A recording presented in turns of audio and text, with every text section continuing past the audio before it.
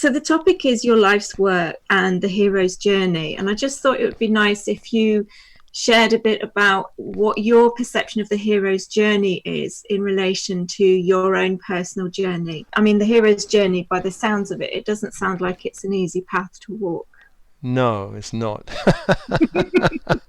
It would be nice, and I think what I realized after many years of being a director of alternatives, I realized that a lot of the kind of spirituality around is very lovely and very reassuring and very kind of angels are holding us and all these wonderful things. If we're living in a very negative world with not very much encouragement, lots of criticism, lots of stress, actually having that is a really beautiful tonic for all of that. But then if we go too much into it, it kind of can almost put us to sleep, and we can kind of forget some of the really edgy parts of the path, which is, it isn't all love and light and joy and rainbows and unicorns. There are elements of it which are very powerful and magical, but it's also edgy because of the nature of the time we're in. We're in a time of global transition, which means our own lives have to be transformed. We have to transform all the toxicity within our own reality, and then we can start help others to help transform their reality. Yes, of course, people listen to transmissions know that I work a lot with angels and guides and everything. Doesn't dismiss the edginess of the path.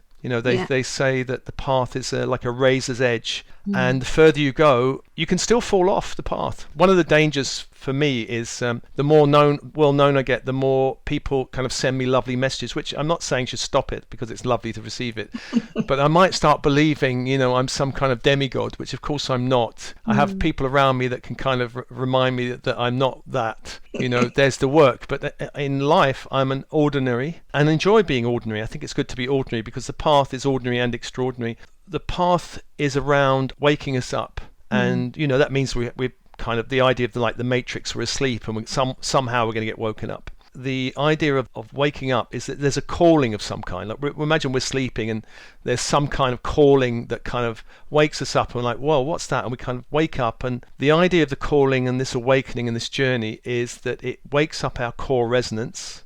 We shift up the scale from, you know, the lower ends of anger, resentments, bitterness, up to, you know, the scale of, a few people are talking about it. David Hawkins talked about it very well in his book, Power versus Force. So we're shifting up, and there's that pivotal point of courage, and we go up into more joy, more ease. And as we shift, this idea of grace, this idea of miracle consciousness, this idea of reality creation becomes into play. The idea of we have a personal connection with the higher self comes into play. When we're resonating at fear, resentment, busyness, you know, all that, none of it makes any sense. We'll dismiss it. It's just like ridiculous.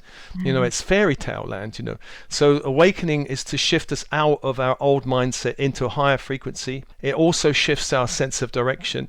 So in my life, when I was sleeping, working in the corporate type of environment, my vibration was kind of very, why am I here? Why am I doing this? Why am I paper shuffling? Why am I, okay, I've got to pick up the kids. Okay, I've got to run, and okay, the wife wants, and running around and paying the mortgage and sorting all that out. So I didn't have much space in my head for anything other than reading science fiction, which was an escape. I was into escaping from my current reality. And when I was in that zone, I thought, well, all I'm good for is this. You know, there's nothing more to my life than endless this. You know, and the kids will grow up, and maybe I'll have a bit more space when they grow up somewhere down the line.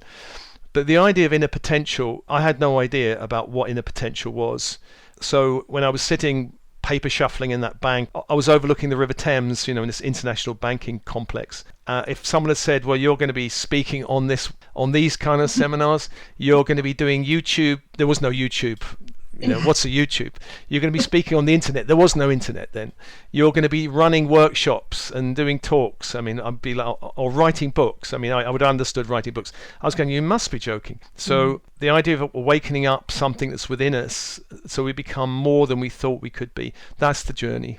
It's a hug and a slap.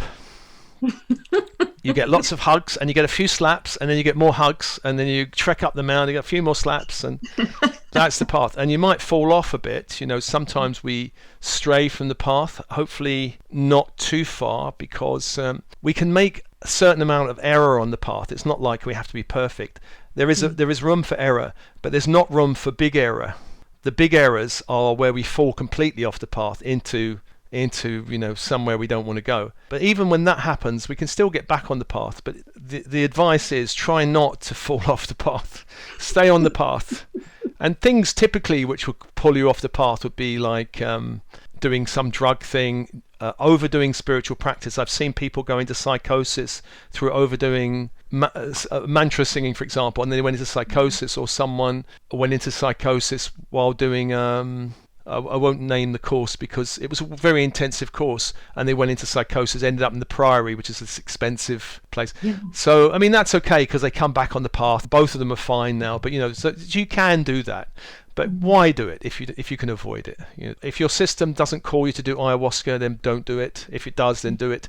There's some things which are more edgy, which will blow you open quicker, and it can propel you along the path quicker, or it can pull you off the path. I mean, the hero's journey is the Joseph Campbell mythologist. He created the hero's journey, which is really a summation of a lot of myths around the world of this archetypal hero that goes on a path, and it lines very much up with soul mission and soul purpose. And it's not just for men. Traditionally it was men, Odysseus or Luke Skywalker, but nowadays we've got what's that, Star Wars, Rey, isn't it? So the women are also heroes and heroines. It's an archetype. It's not about men or women. It's an archetype and energy.